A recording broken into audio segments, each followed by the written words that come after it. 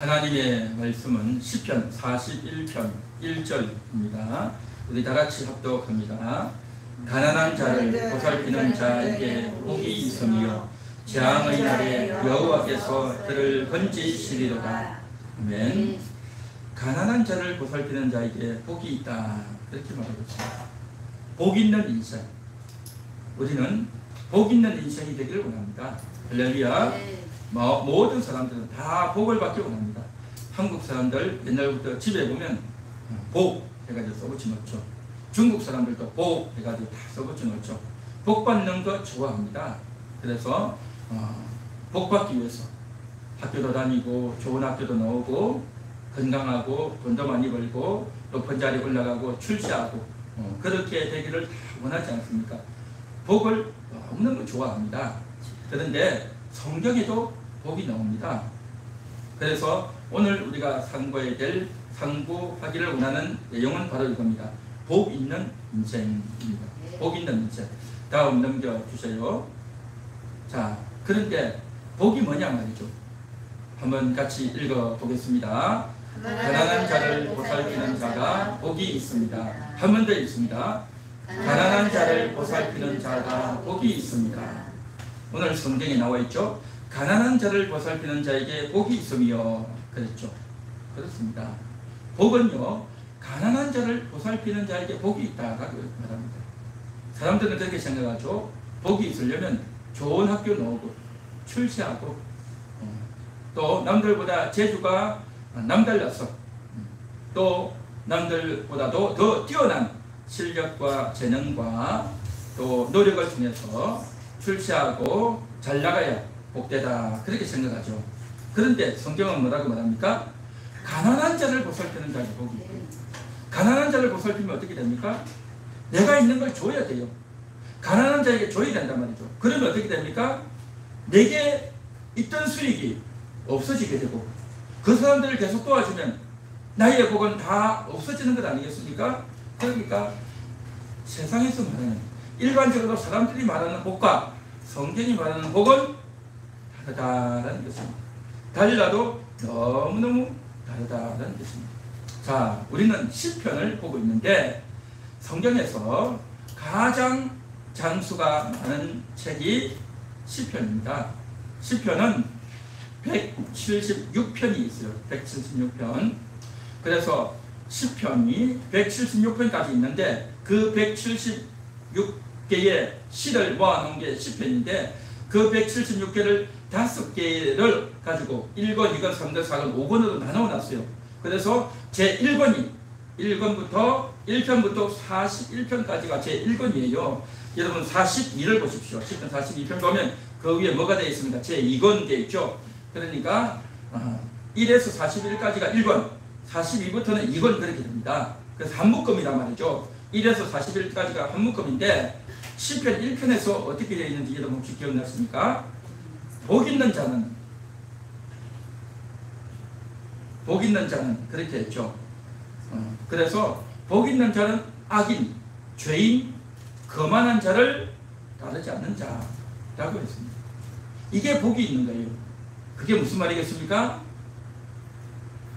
내 친구고 똑똑한 사람이고 돈 많은 사람이고 내가 뭔가 좀 도움을 받을 만한 사람이고 그렇게 했는데 그 사람들이 뭐냐? 악인이고 죄인이고 거만한 자라는 거예요.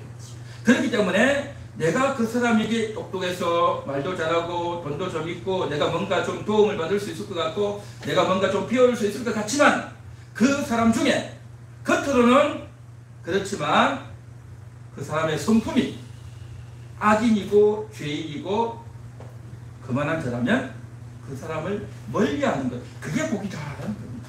할렐루야. 성경은 그렇게 말합니다. 다시 말해서 인간관계를 잘해라는 거죠.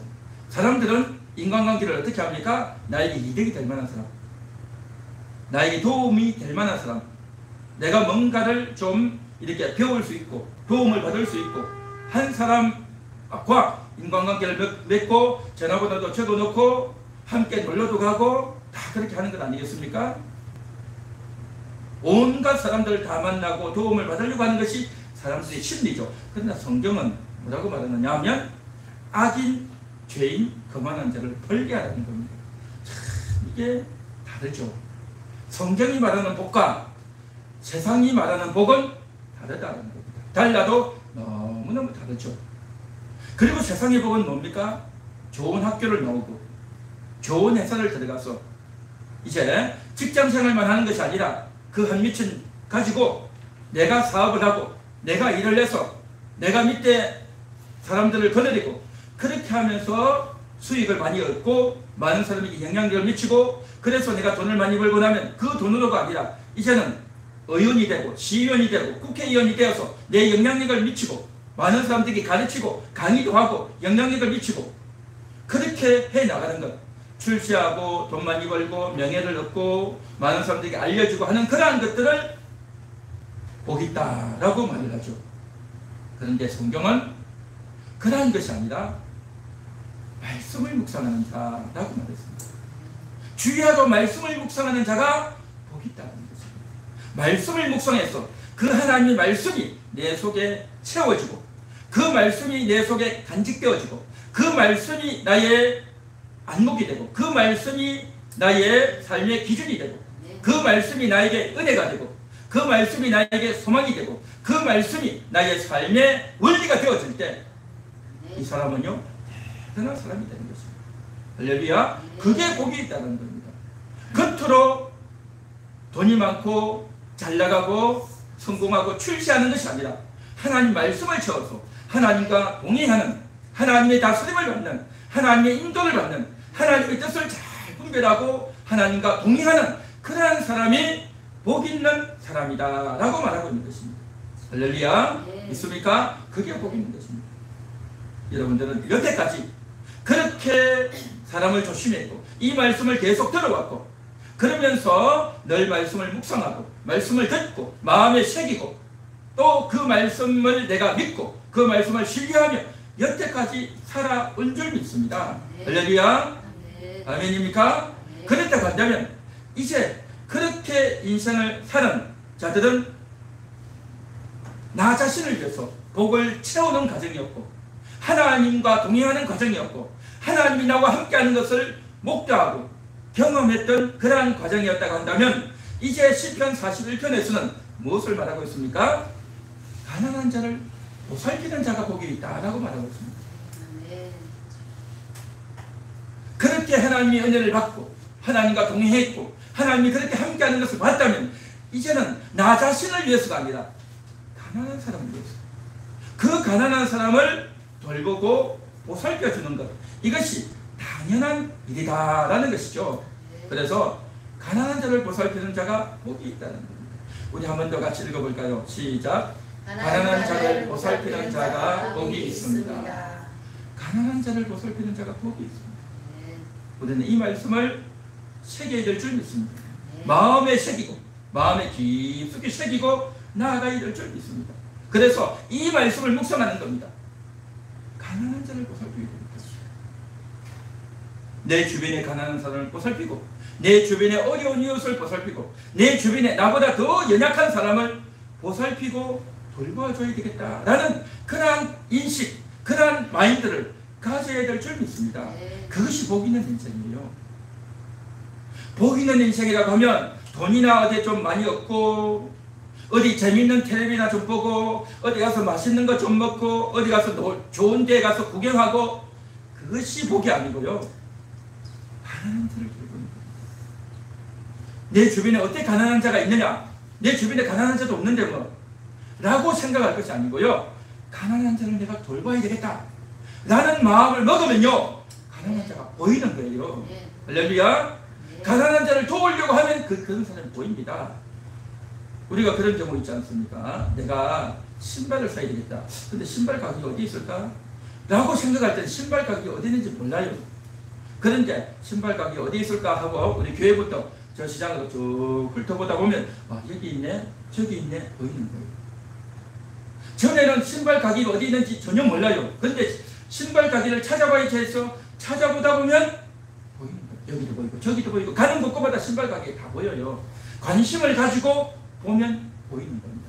가난한 자도요. 내가 관심이 없으면 가난한 자가 안 보입니다. 그런데 관심을 가지면 가난한 자가 보인다.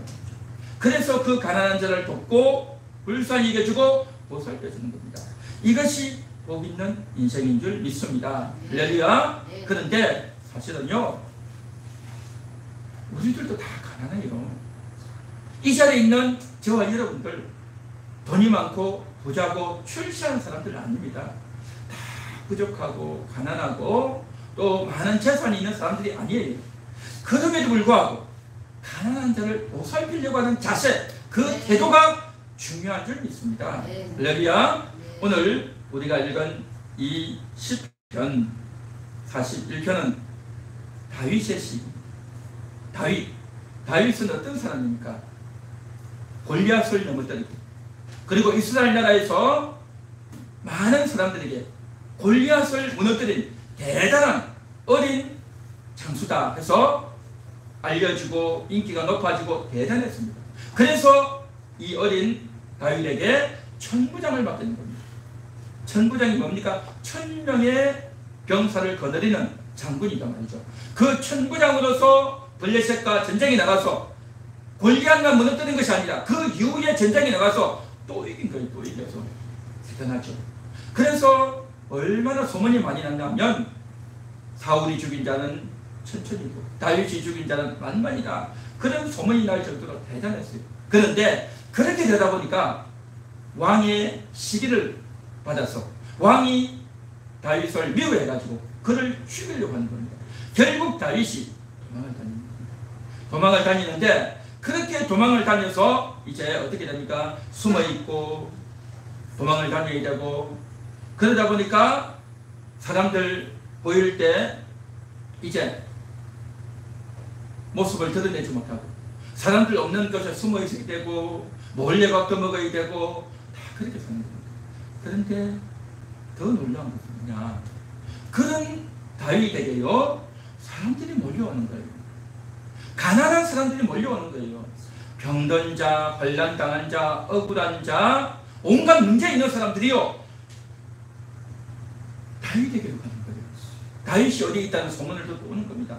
원래 그런 병들고 가난하고 어려운 사람은 나라가 거의 되는 겁니다.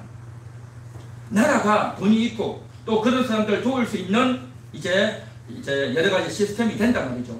임금에게 가서 왕에게 가서 왕이여 우리가 이렇게 어려우니 우리를 좀 도와주세요 라고 하는 것이 당연한 일이죠.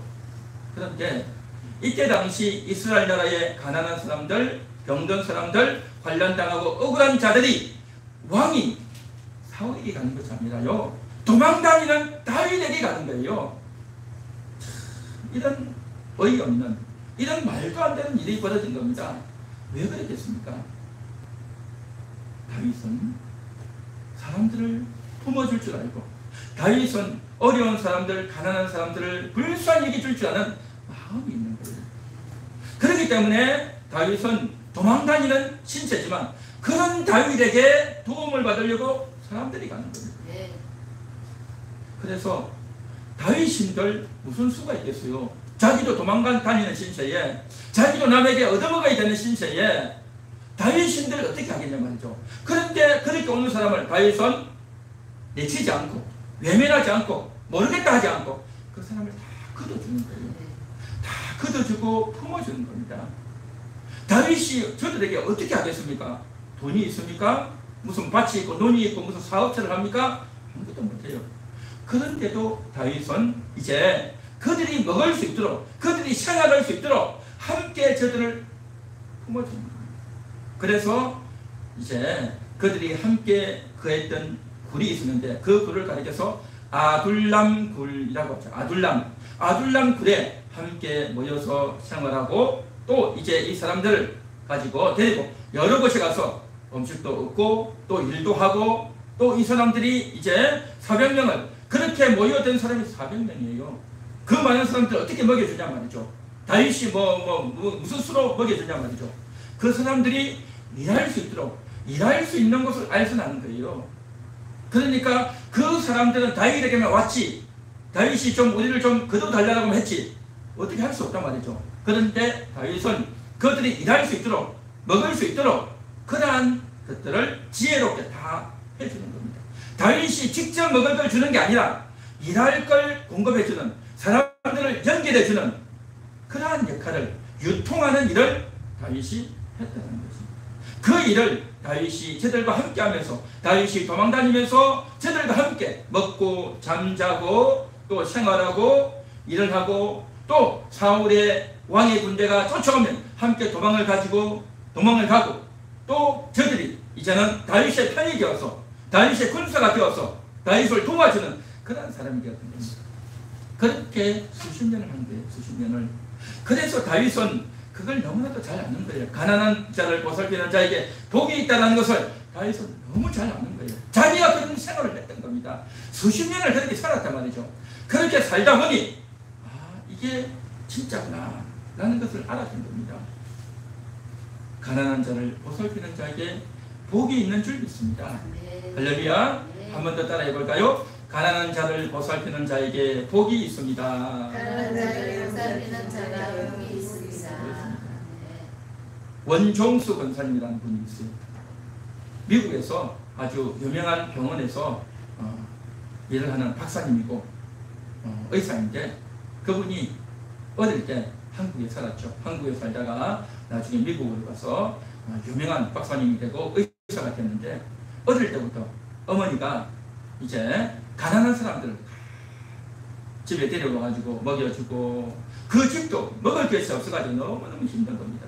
그런 때 가난한 사람들 오고 하면 그 사람들이 다 밥을 주는 겁니다. 그래서 아들이 밥을 먹으려고 하면 그 밥을 그 가난한 사람들이 다 주는 겁니다. 그러니까 아들은 어머니가 자기한테 밥을 안 주고 거지들 불러가지고 밥 준다고 어머니가 밉고 이해도 안 되고 막 그랬던 겁니다.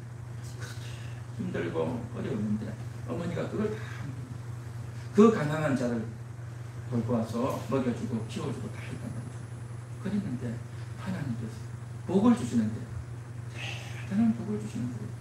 그래서 아들이 대학을 가야 되는데 공부한 것이 책을 한 번만 봤는데 그게 다 기억이 나는 거예요. 학생들이 공부할 때 책 한 번 봤다고 해서 기억 안 나요. 기억 안 나요. 아무리 들어도 이해도 못하는데 그 어려운 책을 어떻게 알겠냐 말이죠. 그런데 이 원종수 학생은 책을 보면요, 그게 다 컴퓨터같이 머리에 새겨져가 기억이 나가지고 그 한 번 본 걸 가지고 시험 치면, 서울대학에 가서 시험 치면 다 기억이 나서 최고 성적으로 합격을 해서 의대에 들어가고 그렇게 했다는 거 아닙니까? 하나님께서 지혜를 주시는데 그 지혜를 가지고 좋은 학교를 가고 의사가 되고 미국까지 진출한 엄청난 복을 받은 그 사람이 되었던 겁니다. 이게 참 대단한 건데, 하나님께서 복을 주시면 이런 복을 주시는 겁니다. 다른 거 없어요. 그냥 가난한 자를 도왔단 말이에요. 그 가난한 자를 불쌍히 여겨주고 도왔던 것이 내가 못 먹고 내 자식 못 주고 다른 사람 먹여주고 키워줬던 것이 결국에는 자기 자식에게 큰 복이 되었던 그 내용들을 우리가 다 듣고 알고 있지 않습니까? 그래서 가난한 자를 보살핀다고 하는 것은 너무 중요한 겁니다. 내가 있어서 주는 게 아니에요. 내가 주다 보면 더 많이 챙기는 겁니다. 내가 조금 있는 걸 가지고 주고, 또 이제 주다 보면 내가 다 있어서가 아니라 다른 사람에게 있는 걸 주는 거예요. 다른 사람에게 있는 걸. 그러니까 우리는 소개하는 거예요. 소개. 그래서 누군가가 와서 이걸 도와주세요, 저걸 도와주세요 하면 내가 있는 점 나에게 있으면 주고, 나에게 없으면 다른 사람에게 있는 걸 다른 사람에게 부탁해서, 다른 사람들 부자도 있고 다른 사람들 형편이 나은 사람들이 있단 말이죠. 그러면 그 사람들에게 부탁해서 주는 거예요. 그러니까 중개하는 거죠. 중개. 그렇게 하려고 하는 마음가짐, 이게 중요한 겁니다. 그래서 그렇게 보살피고 도와주려고 하는 마음을 가지고 있으면 내가 신경을 써서 해줄 수 있는 겁니다. 그런데 내가 왜 그 일을 해? 당신이 나를 언제 봤다고 당신이 나한테 그런 부탁을 하나? 내가 왜 이런 귀찮은 일을 해야 돼? 내가 왜 저 사람한테 고개 숙이고 부탁을 해야 돼? 난 또 돈도 없는데, 라는 생각을 하는 것이 너무나도 당연한 생각이겠죠. 그런데 가난한 자를 도와야 되겠다라는 마음이 있으면요, 할 수 있습니다. 마음이 중요하다는 거죠. 그런 마음을 가지고서 하다 보면 다윗이 그렇게 해서 자기에게 온 400명, 또 나중에 사람이 더 와서 600명이 됐어요. 600명이. 그렇게 됐는데도 다 이제 거두어주고 보살펴주고 함께 했단 말이죠. 그래서 결국 그 복이 자기에게 왔던 겁니다. 복이라고 하는 것은 첫째는 하나님께 받아야 됩니다. 그 복은 어떻게 받느냐? 사람들을 잘 만나서 인맥을 잘 관리해서 얻는 것이 아니라 죄인, 악인, 거만한 자를 멀리하는 것이 중요하고, 똑똑한 사람, 돈 많은 사람 가까이 하는 것이 아니라 가난한 사람을 가까이 하고 내가 도와줘야 될 사람을 이제 챙기고 이제 보살펴주는 것이 복이다.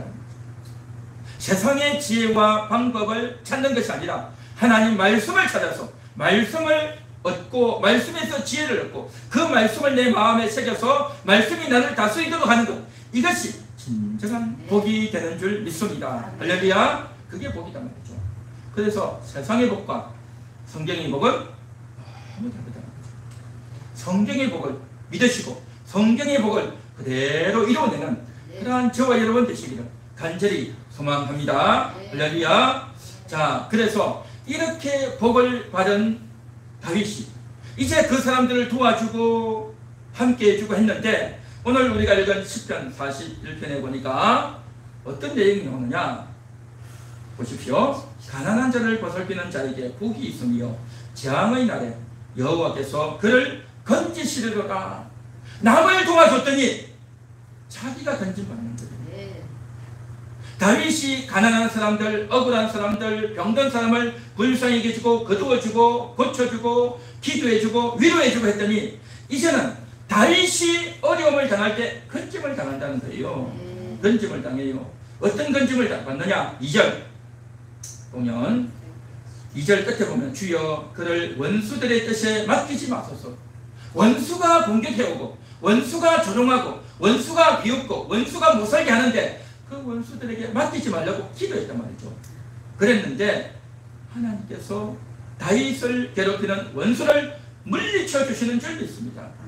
원수가 공격해 오는데 원수가 다윗보다 더 똑똑하고 더 힘이 있고 더 권세가 있어서 다윗을 삼키려고 죽이려고 하는데 그 원수의 공격에서 다윗을 건져주고 지켜주시는 줄 믿습니다.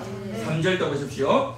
여호와께서 그를 병상에서 붙드시고 그가 누워있을 때마다 그의 병을 고쳐주시나이다. 병을 고쳐주시는 거예요. 병을. 다윗도 남을 도와주고 아픈 사람을 도와주는데 다윗도 병들 때가 있다는 거예요. 다윗이 병드는 그 병을 하나님께서 고쳐주시고 건져주시는 줄 믿습니다. 할렐루야. 4절 보십시오. 내가 말하기를 여호와여 내게 은혜를 베푸소서. 내가 주께 범죄하여 싸우니 나를 고치소서 하였나이다. 다윗도 잘못할 때가 있었고 다윗도 범죄할 때가 있었던 겁니다. 그런 다윗을 하나님이 용서해 주시는 줄 믿습니다. 할렐루야. 그러니까 원수에게서도 건져주시고 다윗도 병들고 힘들 때 다윗의 병을 고쳐주시고 다윗이 죄지은 것을 용서해 주시고 이런 일들을 하나님이 다 해주셨단 말이죠. 그러니까 다윗과 함께한 사람들에게 먼저 다윗이 사랑을 베풀어 준 겁니다.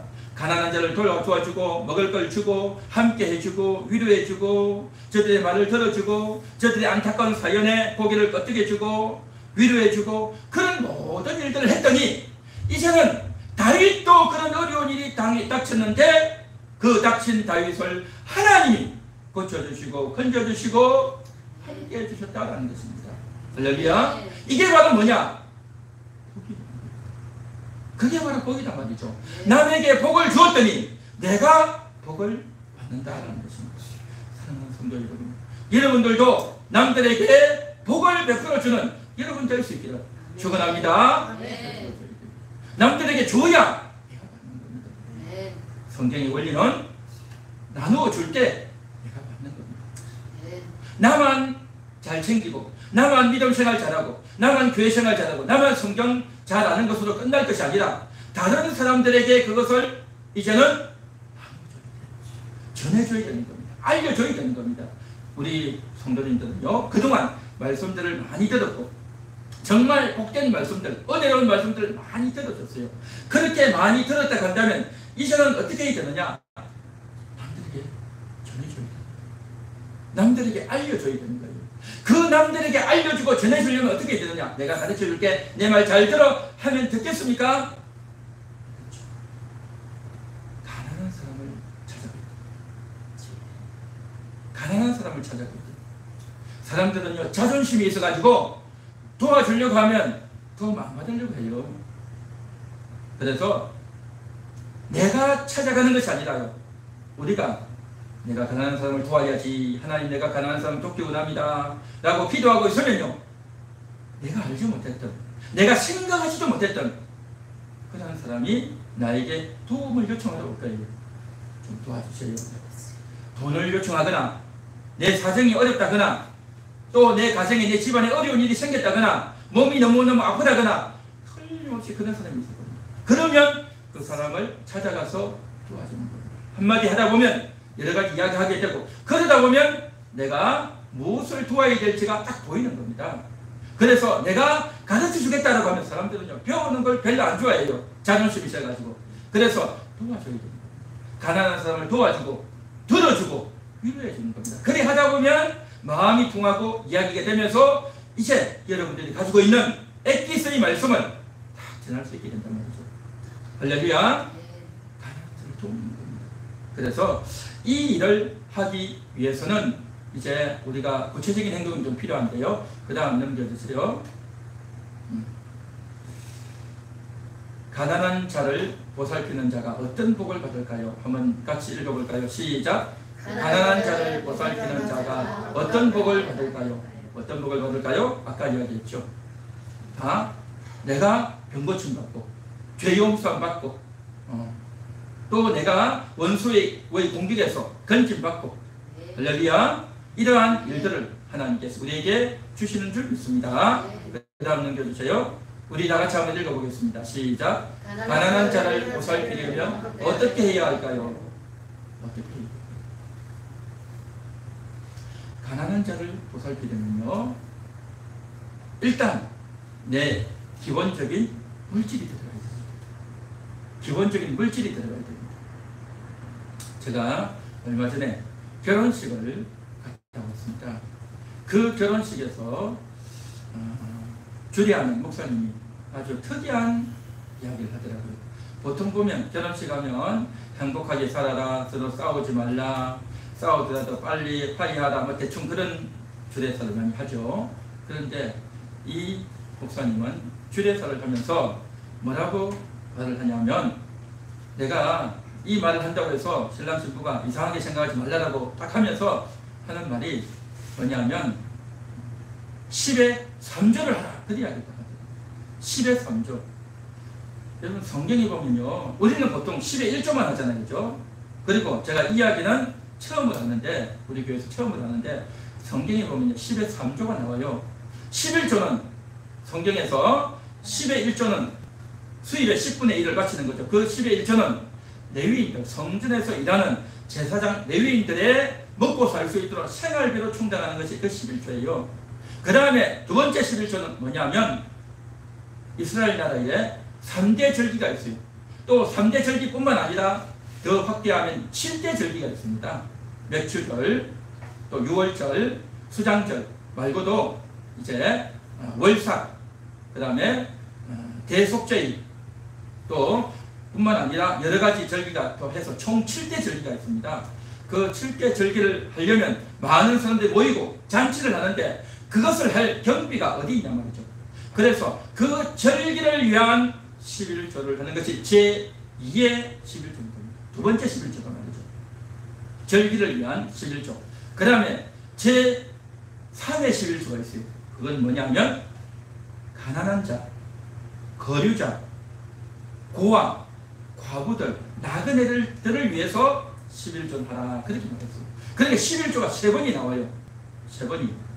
그래서 그 11조를 가지고 이제 첫째는 목회자와 교회를 위해서, 그 다음에 두 번째는 교회 행사와 또 여러 가지 경상비를 위해서, 그 다음에 세 번째는 가난한 자를 위해서, 부재용 혹은 선교용을 위해서 이제 쓰는 거죠. 사실은 11조 하기도 쉽지 않죠. 11조 하는 사람도 거의 없고, 돈이 있으면 하고 없으면 안 하고, 또 내 마음이 내키면 하고 안 내키면 안 하고 그렇게 많이 하죠. 그리고 또 내가 이렇게 이야기하면 10의 3조까지 어떻게 하냐 라고 생각할지 모르겠지만, 근데 중요한 것은 뭐냐면 그 목사님이요, 결혼하는 신랑 신부에게 그 이야기를 한 겁니다. 보통 교회에서 제자 훈련을 할 때에 높은 단계, 깊숙한 단계 제자 훈련을 하면요 10의 3조 이야기합니다. 10의 3조 이야기해서 방금 이야기했던 성경이 나오어 있던 원리대로 그렇게 합니다. 그래서 자기가 예를 들어서 수입이 100만 원이면 30만 원을 하면, 야, 그렇게 비싸면 내가 어떻게 사냐, 어떻게 집 구하고 어떻게 앞으로 사냐 라고 생각을 할 수 있겠죠. 그런데요, 하나님 말씀에 다 이게 말씀이 새겨져 있고 하나님이 내 인생 책임집니다. 내 수입의 전체가 하나님의 것입니다 라는 것을 인식하고 믿는 사람은요, 다 바쳐도 아깝지 않습니다. 다 바쳐도 아깝잖아요. 10을 다 바치게 되는데 10에 1만 바치네, 10에 3만 바치네 라고 생각하는 사람은요, 얼마나 잘할 수 있어요. 어쨌든 그 신랑 신부는 믿음이 특이하고 또 오랫동안 신앙생활을 해왔고 또 양가 부모님의 가족들이 이제 훌륭한 가족들이기 때문에 그 부탁을 했죠. 10의 3조를 해라. 그렇게 이야기하면서 이제 그 이야기를 하더라고요. 그 이야기를 하면서 11조를 기본적으로 하지만 또 다른 11조는 부모님께 바치는 거예요. 친정 부모님께, 시부모님께, 부모님을 위해서 꼭 돈을 써라. 그리고 또 나머지 11조는 그걸 가지고는 부재, 선교용으로 쓰라. 딱 그 이야기를 하더라고요. 그래서 내가 더 이상 이야기하면 뭐 안 되니까 내가 이 정도로 한다라고 하면서 그 이야기를 결혼식장에서 조금은 충격이었어요. 조금은 충격이었는데, 그런데 그것이요, 우리 성도들의 삶에 있어서 필요하다, 저는 그 생각했어요. 오늘날에는요, 사람들이 헌금 이야기하면 되게 싫어합니다. 듣지도 않으려고 해요. 그런데요, 정말 하나님 말씀대로 10의 3조를 해서 내가 하나님께 이렇게 바치려고 하면요, 얼마든지 할 수 있어요. 그래서 가난한 자를 도우려면요, 자기 수입에서 그렇게 떼서 해야 이 가난한 자가 도와지는 겁니다. 내가 일정하게 얼마 돈을 준비해 놓고 있어야 내가 누구를 도울까라고 관심을 갖게 되고 돌아보게 되고, 그러면 그 사람들이 보이는 거예요. 그런데 그러한 것에 대한 돈에 대한 준비가 없으면요, 도우려고 하는 마음도 없고 도와주지도 않습니다. 오늘 이 말씀을 듣고 마음에 새겨지고 은혜가 된다면 한번 해보시기 바랍니다. 할렐루야. 그래서 그 10의 3조가 안 하다가 하려면 쉽지 않겠지만, 그럼에도 불구하고 적은 돈이지만 해보는 겁니다. 솔직히 이 자리에 있는 분들 돈 많은 사람이 어디 있습니까? 다 부족하고 다 가난하고 다 어려운 분들이에요. 다 알아요. 하나님이 다 아십니다. 그러나 중요한 것은 우리 마음의 태도라는 겁니다. 도우려고 하는 마음의 태도. 그렇게 도우려고 하고 있으면요, 하나님이 신기하게 또 채워주십니다. 하나님이 채워주셔요. 그래서 복이라고 하는 것은요, 내가 받아서 좋은 것이 아니고요, 남에게 줄 때 즐거운 겁니다.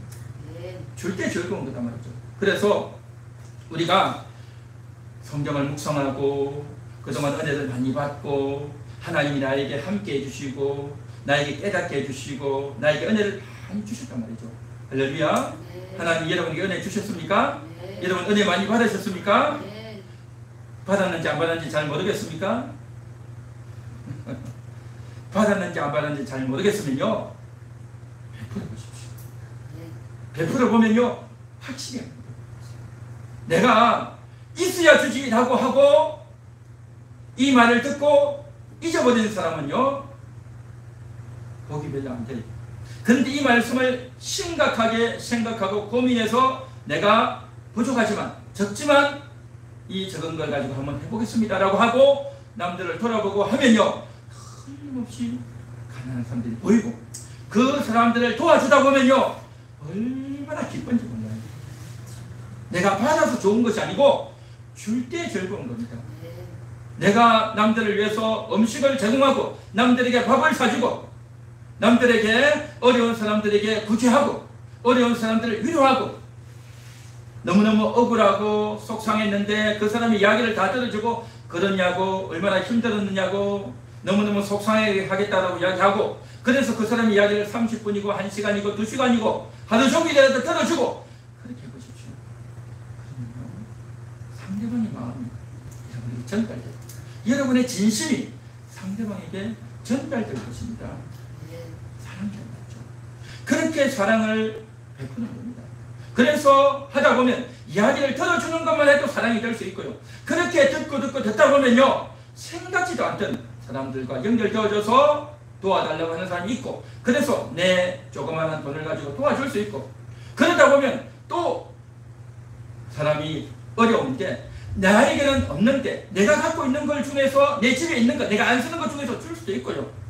또 우리 가정 집에 있는 걸 줄 수도 있고, 또 이제 내가 아는 누군가에게 있던 것을 가지고 또 줄 수도 있고, 그러니까 중개 역할을 하는 거죠. 중개 역할을 계속하면서 이제 섬긴단 말이죠. 그러면서 흘려보내는 겁니다. 남들에게 주는 거란 말이죠. 주는 것이 복이라는 겁니다. 할렐루야.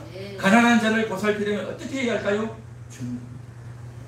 그동안 많이 받았으니 주는 겁니다. 내가 받았는지 안 받았는지 모르겠다 싶으면요, 주는 겁니다. 그렇게 주고 주다 보면 그 물질만 주는 것이 아니라 이야기가 됩니다. 이야기가 돼요. 그 사람의 사정을 듣게 되고, 그러다 보면 그 사람을 위로하게 되고, 그 사람을 위해서 기도하게 되고요. 그러다 보면 여러분들이 그동안 들었던 성경 말씀을 이야기하게 되겠어요. 이야기하게 되겠어요. 그냥 아무렇지도 않은 사람 보고 갑자기 만나가지고 성경 공부합시다 하면요, 안 돼요. 듣지도 않아요. 그래서 먼저 이제 가난한 자를 도우려고 하는 마음, 보살피려고 하는 마음, 또 그 사람을 위해서 내가 어떻게 도울까 고민하고 기도하고 그런 마음을 가지려고 하는 이 자체, 이 마음가짐을 가질 때에 하나님, 내가 오늘 말씀을 듣고 한번 해보겠습니다. 복 있는 인생으로 한번 살아보겠습니다. 그동안 하나님이 나에게 얼마나 큰 복을 주셨는데 나는 그것을 모르고 살았네요. 내가 이제는 복을 흘려보내겠습니다. 내가 남들에게 복을 나눠주겠습니다. 그동안 많은 것을 듣고 배웠는데 이제는 내가 한번 전해보겠습니다. 할렐루야. 그렇게 해보심으로 말미암아서 하나님의 은혜를 많이 전하고, 또 여러분의 인생이 복된 인생이 더 될 줄 믿습니다. 기가 막힌 은혜가 있을 것이고, 또 그런 은혜가 임하게 될 줄 믿습니다.